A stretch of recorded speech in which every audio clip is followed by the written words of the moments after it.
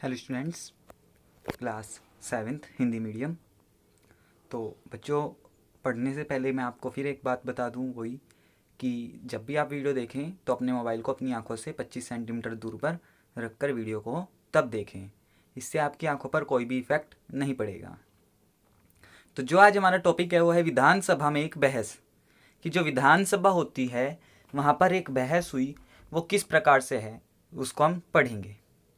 आफरीन सुजाता और उनके विद्यालय के कई अन्य विद्यार्थियों ने विधानसभा देखने के लिए राजधानी की यात्रा की। विधानसभा एक अत्यंत भव्य तथा प्रभावशाली भवन में स्थित थी। बच्चे बहुत उत्सुक थे। सुरक्षा जांच के बाद उन्हें ऊपर ले जाया गया। ऊपर एक दर्शक दीर्घा थी जहां से वे नीचे के विशाल हॉल को देख सकते थे। हॉल में डेस्कों की अन्य कतारें लगी थी। आफरीन सुजाता और उनके विद्यालय के बहुत सारे बच्चे कहाँ राजधानी गए विधानसभा देखने। विधानसभा जो थी एक बहुत बड़ा भवन था, एक बहुत सुंदर भव्य भवन था। ठीक है, उनकी सबकी जांच हुई, उसके बाद वो अंदर गए और एक बहुत बड़े हॉल में चले गए। उस हॉल में एक ऊपर दर्शक दीर्घा थी जहाँ पर लोग खड़े होकर देख सकते थे और नीचे डेस्क लगी हुई थी। उन डेस्क पर कौन? विधानसभा के सदस्य बैठते थे। यह विधानसभा उन दिनों की किसी तत्कालीन समस्या पर बहस करने वाली थी। जो विधानसभा थी वो उस दिन कोई बहस करने वाली थी। वो बहस किस मुद्दे पर थी? वो बहस उस मुद्दे पर थी जो उन दिनों चल रहा था। विधानसभा की बहसों में विधायक अपनी राय व्यक्त कर सकते हैं, संबंधित विषय पर प्रश्न पूछ सकते हैं या सुझाव दे सकते हैं कि सरकार को इस संबंध में क्या करना चाहिए। विधानसभा की बहस में क्या होता है कि विधायक अपनी राय बता सकते हैं, संबंधित उस मुद्दे से संबंधित प्रश्न पूछ सकते हैं और बता सकते हैं कि इस विषय में क्या करना चाहिए और क्या नहीं करना चाहिए। सदस्य इस विषय पर जो भी प्रतिक्रिया व्यक्त करना चाहे कर सकते हैं और जो सदस्य हैं, जो विधायक हैं, वो जो भी अपनी बात कहना चाहे वो कह सकते हैं। इसके बाद मंत्री प्रश्नों के उत्तर देते हैं और सदन को आश्वस्त करते हैं कि जरूरी कदम उठाए जा रहे हैं। उसके बाद क्या होता है कि जब विधायक प्रश्न पूछ लेते हैं किसी मुद्दे पर, तो उस मुद्दे से संबंधित मंत्री सब खड़े होकर बताते हैं कि उन्होंने क्या कार्य किया है और सभी विधायकों को आश्वस्त करते हैं कि हमने क्या कार्य इसके लिए किया है। ठीक है, मुख्यमंत्री तथा अन्य मंत्रियों को निर्णय लेने होते हैं और सरकार चलानी होती है। जो मंत्री होते हैं और मुख्यमंत्री होते हैं उनका काम क्या है? निर्णय लेने का, सरकार चलाने का। हम प्राय उन निर्णयों के बारे में सुनते हैं या समाचार चैनलों तथा समाचार पत्रों में उन्हें देखते हुए पढ़ते भी हैं। सरकार जो निर्णय लेती है उनको हम कहाँ देखते हैं? हम उनको समाचार पत्रों में देख सकते हैं या हम उनको टेलीविज़न टीवी पर भी देख सकते हैं। हालांकि जो भी निर्णय लिए जाते हैं उन्हें विधानसभा के सदस्यों द्वारा अनुमोदित किया जाना होता है। जो भी निर्णय सरकार लेती है वो विधानसभा के सभी सदस्यों को बताया जाता है और उनकी राय लेकर इसको किया जाता है। लोकतंत्र में विधानसभा सदस्य मंत्रियों व मुख्यमंत्रियों से प्रश्न पूछ सकते हैं, किसी महत्वपूर्ण विषय पर बहस कर सकते हैं, निर्णय ले सकते हैं कि धन कहाँ खर्च किया जाना चाहिए आदि। इस तरह मुख्य अधिकार उन्हीं का होता है। विधानसभा के जो सदस्य होते हैं, जो विधायक होते हैं, वो मंत्रियों से, मुख्यमंत्रियों से किसी भी मुद्दे पर प्रश्न पूछ सकते हैं, उनसे जवाब मांग सकते हैं। ठीक है, और निर्णय ले सकते हैं और साथ ही साथ ये भी पूछ सकते हैं कि आपने धन किस मुद्दे पर, किस समस्या पर खर्च किया और कितना धन आपने उस पर खर्च किया। इन सब की जानकारी क्या विधायक मंत्री से या मुख्यमंत्री से ले सकते हैं, यह उनका अधिकार है। तो अब हम एक बहस पढ़ेंगे, एक बहस जो हुई थी विधानसभा में।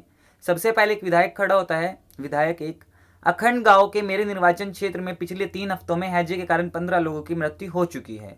मेरे विचार में सरकार के लिए बड़ी शर्मनाक स्थिति है। वह सरकार जो अपने को प्रौद्योगिकी में सर्वश्रेष्ठ घोषित कर रही है, हैजे जैसी साधारण बीमारी को रोकने में असफल रही है। मैं स्वास्थ्य मंत्री का ध्यान इस ओर आकर्षित करना चाहूँगा कि वे स्थिति को नियंत्रण में लाने के लिए तत्काल जरूरी कदम उठाएं। तो जो विधायक एक है वो खड़ा होता है और कहता है कि मैं अखंड गांव निर्वाचन क्षेत्र से हूँ और मेरे यहाँ हैजे के कारण 3 हफ्तों से हैजे के कारण 15 लोगों की मृत्यु हो चुकी है और हमारी जो सरकार है वो इसके लिए कुछ भी नहीं कर रही है। जो सरकार कहती है कि हम इतना अच्छा कार्य करते हैं, हम प्रौद्योगिकी में सर्वश्रेष्ठ हैं, लेकिन वो इस बीमारी को रोकने में बिल्कुल असफल है, उस पर कुछ भी नहीं हो रहा है। तो वो कहता है कि मैं मुख्यमंत्री और स्वास्थ्य मंत्री को इस बात के लिए अवगत कराना चाहता हूँ कि हमारे यहाँ कितनी बुरी स्थिति इस समय है, कृपया आप अपना ध्यान उस पर लगाएं और उसके लिए कुछ जरूरी कदम उठाएं। ठीक है, तो इससे क्या चलता है कि विधायक एक ने अपने क्षेत्र के बारे में बताया कि वहाँ पर क्या समस्या इस समय चली हुई है। विधायक 2, मेरा प्रश्न यह है कि सरकारी अस्पतालों की दशा इतनी खराब क्यों है? सरकार जिला अस्पतालों में डॉक्टरों व चिकित्सा कर्मचारियों की ठीक से नियुक्ति क्यों नहीं कर रही है? मैं यह भी जानना चाहूँगा कि सरकार इस स्थिति का सामना किस प्रकार करने जा रही है। तो दूसरा विधायक खड़ा होता है, क्या कहता है कि मैं सरकार से प्रश्न करना चाहता हूँ कि हमारा जो सरकारी अस्पताल है वहाँ पर डॉक्टरों की और नर्सिंग स्टाफ की क्यों कमी है? सरकार इसके लिए कदम क्यों नहीं उठाती? वहाँ पर सही ढंग से डॉक्टरों की और जो स्टाफ है उनकी भर्ती क्यों नहीं करती? इससे बड़ी संख्या में लोग प्रभावित हैं और आगे भी होते रहेंगे, तो इसलिए हमें इसके लिए कुछ कदम उठाने चाहिए। विधायक 3, मेरे निर्वाचन क्षेत्र तोलपट्टी में भी पानी की कमी की गंभीर समस्या है। औरतों को पानी लाने के लिए 3-4 किलोमीटर तक चलना पड़ता है। मैं जानना चाहूँगा कि पानी पहुँचाने के लिए कितने टैंकरों को काम में लगाया गया है, कितने कुओं और तालाबों की सफाई करवाकर उन्हें संक्रमण मुक्त किया गया है। तो तीसरा विधायक खड़ा होता है और क्या कहता है कि मैं तोलपट्टी क्षेत्र से हूँ और हमारे यहाँ पानी की बहुत ज़्यादा समस्या है। औरतों को 3 से 4 किलोमीटर पैदल चलकर पानी लाना पड़ता है। तो मैं सरकार से ये पूछना चाहता हूँ कि सरकार ने कितने पानी के टैंकरों को काम पर लगवाया है और कितने कुओं और तालाबों को साफ कराया है, संक्रमण मुक्त कराया है। ठीक है, फिर चौथा विधायक खड़ा होता है, वो क्या कहता है, मुझे लगता है कि मेरे साथी समस्या को बढ़ा चढ़ाकर बता रहे हैं। सरकार ने स्थिति को नियंत्रण में लाने के लिए कदम उठाए हैं।